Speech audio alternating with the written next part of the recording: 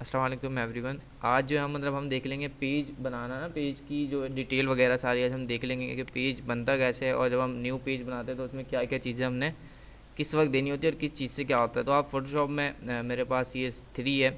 वैसे हम सी में भी देख चुके हैं और सी को ही हम कंटिन्यू आगे करेंगे। तो यहाँ से आप फाइल में जाके न्यू पेज बनाते हैं और सबसे पहले आपके पास जो है पेज का नाम आ रहा है, सॉरी फाइल का नाम। आप जो भी फाइल आपने देनी है, फाइल नेम, वो आप यहाँ पे दे सकते हैं। जैसे कि हम यहाँ पे दे देते हैं, ठीक है, फर्स्ट पेज या जो भी आपने फाइल, कोई पोस्टर बनाना है, कोई ब्राउचर बना रहे हो या कोई आईडी कार्ड बना रहे हो, जो भी बना रहे हो आप यहाँ दे देते हैं। उसके बाद अगर आप अपना साइज़ बना रहे हो, अगर अपना कोई साइज़ है आपका, जैसे कि आप कोई 4x5 या जो भी साइज़ आप बनाते हो, तो वो आपका कस्टम ई प्री सेट जो है वो कस्टम ही रहेगा। ठीक है, ये आपको मैं डिटेल जो है लिखवा चुका हूँ। अगर आपने अपना कोई कस्टम नहीं बनाना, आपने बना बनाया लेना है, जैसे कि A4 वगैरह है, लेटर है या लीगल है, तो आपने यहाँ से क्या करना है, प्री सेट में आप जाओगे और यूएस पेपर में देखोगे आपके पास जो है 3 मिलेंगे आपको यहाँ पे बने बनाए साइज़। ये साइज़ आ गया, लेटर है, लीगल है और एक ये 3 बने बनाए साइज़ आ जाएंगे। आपने अगर ऐसा कोई बना बनाया साइज़ लेना है तो आप वो ले सकते हो। उसके अलावा इंटरनेशनल पेपर है हमारे पास, यहाँ पे A6 है, A4 है, A3 है, B5 है, B4 है, अलग अलग यहाँ पे किस्म के आपको बने बनाए साइज़ जो है मिल जाएंगे। ठीक है, उसके अलावा भी हैं, वो हम साथ साथ आगे देखेंगे। अगर कोई आप फिल्म वगैरह के या मूवी वगैरह के लिए कोई डिज़ाइन बना रहे हो या मोबाइल वगैरह के लिए बना रहे हो, तो आपको मोबाइल और वीडियो के भी बने बनाए साइज़ कुछ इस तरीके से देखो मिल जाते हैं। अगर आप नॉर्मल दे रहे हो तो आप डिफ़ॉल्ट करके यहाँ पे अपना साइज़ खुद से बता सकते हो। सही है। अच्छा, खुद से कैसे बता सकते हो, मतलब आपने लिखा 4x4 और ये इंचज़ में है। सही है, इसके जो यूनिट्स हैं वो इंचज़ में है। आप यहाँ से पिक्सल, सेंटीमीटर, मिलीमीटर या जिसमें आपको करना है आप उस तरीके से यहाँ पे कर सकते हो।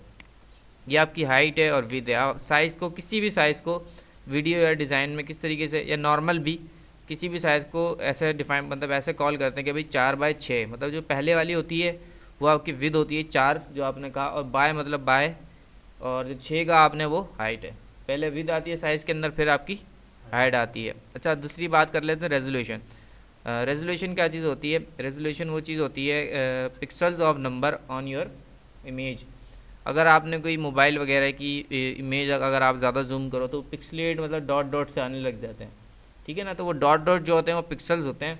तो जितने नंबर ऑफ पिक्सल्स आपकी इमेज में ज़्यादा होंगे, आप उतना ज़्यादा उसको जूम कर सकेंगे और उतनी ज़्यादा उसकी हाई क्वालिटी होगी। वैसे जो आप नॉर्मल 150 से लेके 300 तक नॉर्मल आप इसकी रख सकते हो। अच्छा, बात कर लेते हैं कलर ऑफ मूड की। तो यहाँ पे हमारे पास कलर मूड जो है 5 कलर मूड हैं। वैसे जो ज़्यादा जो चलते हैं RGB है, CMYK है और ग्रे स्केल।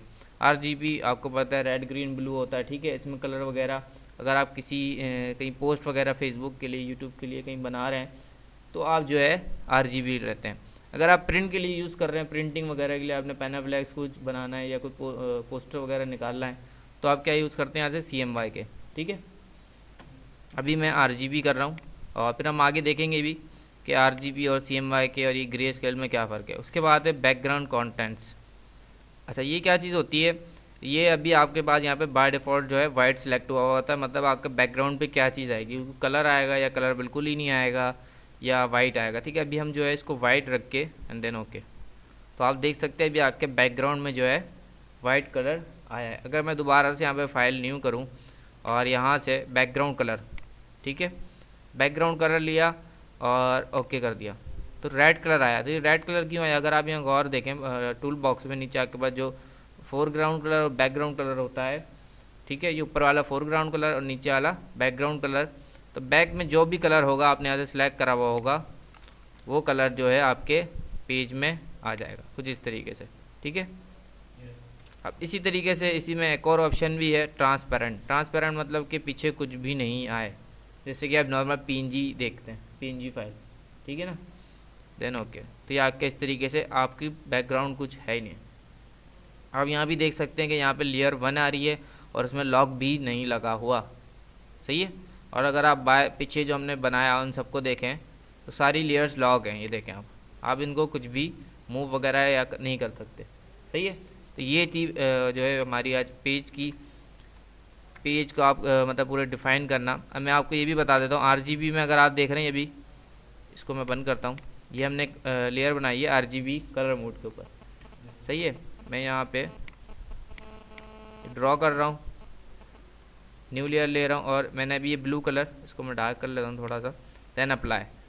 सही है, ये RGB मोड में करा। अगर मैं यहीं से न्यू लेयर लूँ और CMY करूँ और देन ओके करूँ, ठीक है, अब मैं वही ड्रॉ कर रहा हूँ शेप और मैंने कलर अप्लाई कर दिया। तो आप देख सकते हैं साफ वाजे आपको जो है RGB में और CMYK में फ़र्क नज़र आ जाएगा।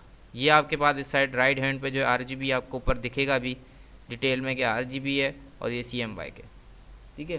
तो ये आज की जो है मतलब पूरी हमने देखा कि भाई पेज वगैरह में क्या डिटेल्स थी। अगर कोई सवाल हो तो आप कमेंट्स में मुझसे पूछ सकते हैं। Thank you for watching.